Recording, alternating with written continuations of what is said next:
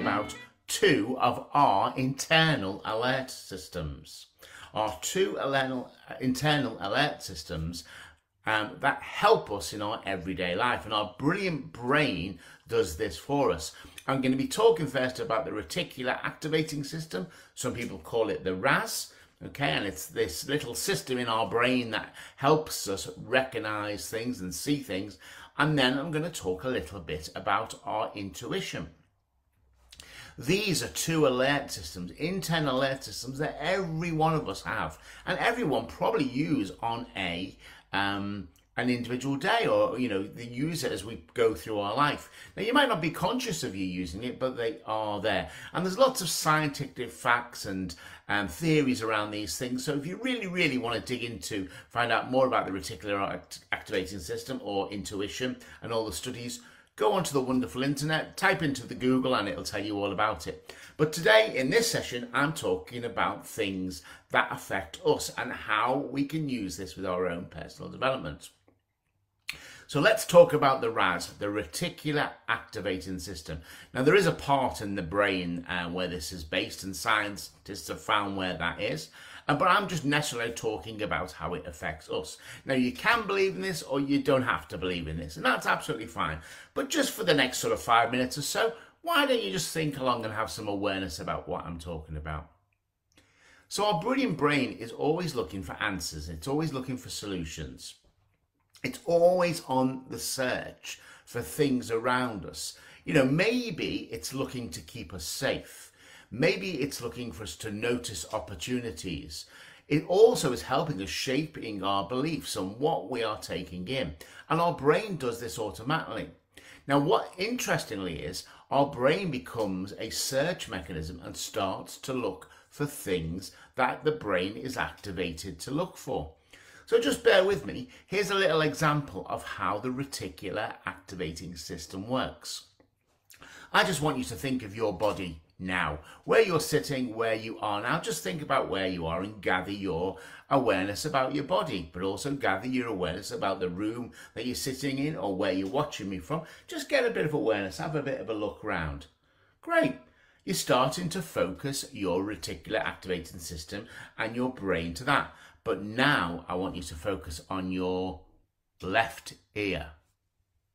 Your left ear. Focus on it for a couple of moments. Now, I'm pointing here. Now, hopefully on the screen it is my left ear, but you think about your left ear. Now, have you started to notice something? Have you started to notice maybe it's got a little bit warmer? Or maybe you've started to notice the area around your ear. I'm getting a little bit of a tingle actually around my ear, around the whole, and in my jaw a little bit actually. That's interesting. But I'm focusing, you see my eyes are even going over to my ear. I'm focusing on my ear. And I've forgotten about the rest because now I'm focusing on my ear. And that's how your system works. Your brain uses its focus to answer a question, and often it tries to prove you right. So, for example, some people say things like, things come in threes. Now, what is that? Things come in threes. Well, that's a belief. It's a belief that maybe bad things or good things or indifferent things come in threes, or buses come in threes. And why does that work? Because once upon a time, it was proved right by your brain. Maybe you, in the morning, you got up late and you got out of the bed late and then you rushed to work. So there was the first thing that went wrong. And then you've forgotten your dinner, that's your lunch, that's two things that have gone wrong. And then your boss had to go at you at 3 o'clock.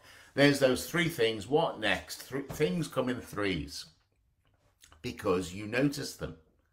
It's the same with, for example, when you're looking for a new car. I don't know if you've ever bought this. You've looked for a new car, you've decided on the car you want, and then you see your car everywhere, all around you. You go for your new Peugeot, or other cars or other brands are available, and you found that Peugeot that's in that nice steely blue colour. Never seen it before. It looks new, it looks amazing, and then you start spotting them everywhere. Or you see somebody with those shoes and you think, oh, I like those shoes, never seen them before. They look interesting and appealing, and then everybody's got them on. That's because your brain is focusing on those things. Some people describe us as deletion machines, where we focus on things and then we delete other things around. And that was a good idea of the idea with the ear before. So your brain focuses on and then increases your attention to that. Okay. Now, if you start thinking about things like I'm thirsty, and then you're reinforced by something, so I say I'm thirsty, and then all of a sudden there's a glass of water. Well, there always is a glass of water when I do these things on the internet and record these videos.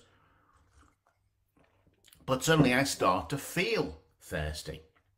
So you get what you focus on, and this keeps increasing. So how can we use this, and how can we think about this?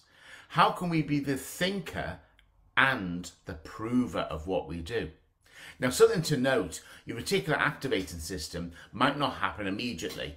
It might focus on something in a couple of days because it's gone in and it's wearing around and it's in there somewhere, and then it might just pop up.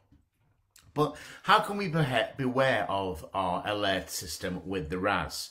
Well, first thing is be alert of how your RAS system is being manipulated. Yeah, it is manipulated by other people. So have you ever noticed when you go on the internet and you look for something on Amazon, and then all of a sudden you start to see adverts or journals or articles about what you've been searching for, or you ask Alexa or something like that to find you something?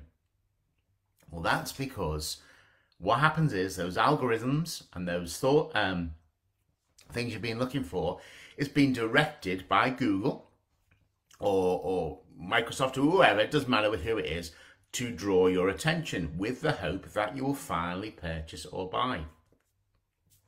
That's manipulating slightly your focus. Advertising is the same.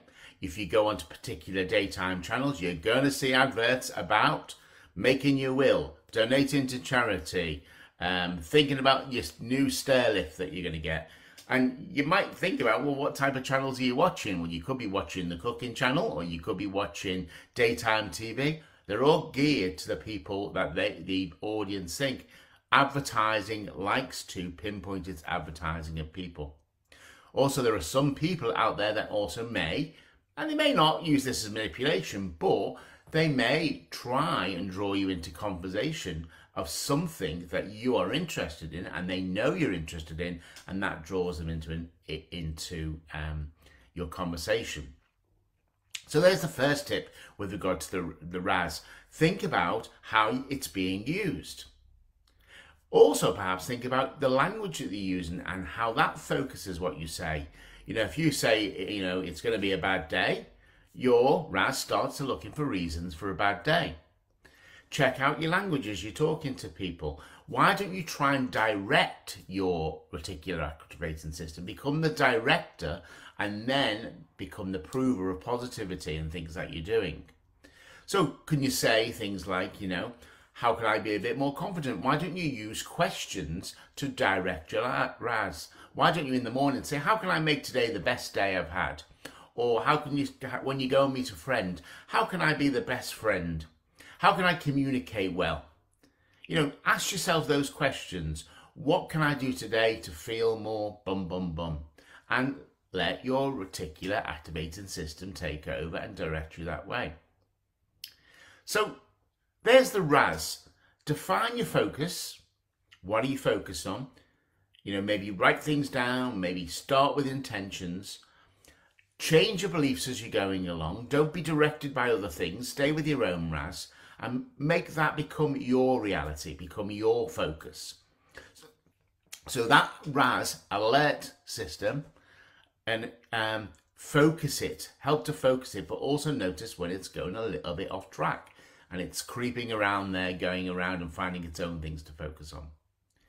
What about the second thing that I said I was going to talk about then? I was going to talk about our internal system of intuition.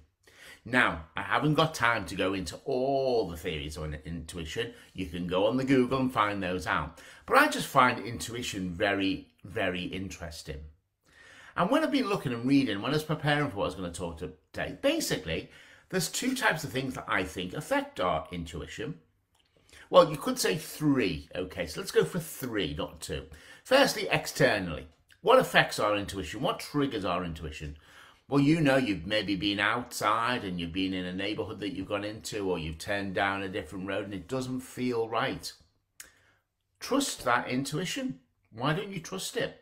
Where does it come from? Maybe it comes from those old days when we used to live with the dinosaurs, perhaps, and that we used to have fight, where we used to stand up and fight the dinosaur, or we used to go into fear and stop and freeze, and then we'd be eaten down by the dinosaur, or we'd have flight, which is run away from the dinosaur. Maybe it's the same thing. So what do you do in those situations when your intuition says, hang on, alert, something doesn't feel right? What do you do? Do you fight it and be the tough person? Do you go into fear and start looking at false evidence appearing real? Oh, all those self-development acronyms are coming out today, aren't they, Steve? I must have swallowed a self-development dictionary today. But fear, do you get fearful? False evidence appearing real? Do you go into that? Or do you flight? Do you run away? And is it okay to run away? Yes, as long as it protects you. So there's your intuition. What are the external factors that affect it? But also, what are the internal factors? You know, how do things make you feel? You know, do you get warm and fuzzy feelings when you see a particular photograph or an item or something like that, and it brings up that feeling? Or somebody says something to you, oh, I love you in a certain way, and do you get that internal feeling? Well, that's intuition as well, bubbling up. And then I suppose the third side is that spiritual side of intuition and how you can develop that and how you think about that. So definitely, you know, meditation helps you, or being calm or quiet. You know, my definition of meditation isn't putting my orange robe on and sitting on a mountain with my sandals and or, you know, having a particular mantra with a book that I will use or follow a particular religion or whatever your definition of that. For me, meditation is just being still. It's about watching my thoughts and trying to direct my thoughts to a quieter space in my head. That's what that is for me. So intuition, you can develop your intuition maybe like that by focusing on your inner feelings, because that's where I think intuition comes from. Whether it comes from your brain and your reticular activating system, which we now are experts in, where does it come from? Where does it come from? Where does that come from? Does it come from your heart? Does it come from your stomach? Does it come from your gut? A lot of research done about the gut, about being our sort of second brain, or the things that drives us. And there's a lot of research in the personal development space and the health space about that. So the first thing with intuition for me is about awareness. Be aware of how you're feeling and what you're thinking about, and ask yourself, where does that come from? Trust your intuition, perhaps. Ask yourself, you know, does this matter, this feeling I'm getting now, or doesn't it matter? Or is it just my body being a bit cautious? You know, lean into it. You hear that word, don't you? Lean into it. Maybe just think about the way I'm feeling and what I'm attaching to that feeling. So if I feel, for example, if I feel, you know, I think about springtime for me, I start to think about daffodils. And then I'm transported from daffodils to the caravan site that I had with my grandmother and my grandfather, and they had a caravan. And daffodils used to grow. And I remember the memories and the happiness and the joy of that time. That's all wrapped up in intuition, I think. So how are you being triggered with your memories? You know, sort of that time when you walk into your kitchen and the dishes are everywhere. Just, you know, why do you not like that? What does that trigger? So be awareness and trust it. And I think the way to develop your intuition is also just to breathe. Just take a moment, take that breath, and just think to yourself, how am I feeling at the moment now? And where am I feeling this at the moment? What is your body saying to you? Think about that time, you know, when you were quiet and still, or that time when you were excited. And just think about those times and those emotions. Maybe think about those times when you didn't feel too happy, or that you weren't, you know, particularly on your game, and why. And then the last thing about, I suppose, both of these about your internal systems is when that warning goes off, is how you interpret it and also how you act. Now, some people talk about The Secret, which was a book written and a film and various things. I'm not going to talk about The Secret and the book and the authors of all that, all those people that contributed. But for me, I think The Secret is not just the thinking, it's also the doing. So when you get that intuition, or when you get your RAS telling you something or noticing, what action are you going to take? Because that's the secret, I think. The secret is on how you respond to these alerts, how you respond to that warning going off. Do you just, the warning goes off and you just go, okay, it's a warning, it's a practice, switch it off? Or do you now go into the next step and do you kick in with your actions?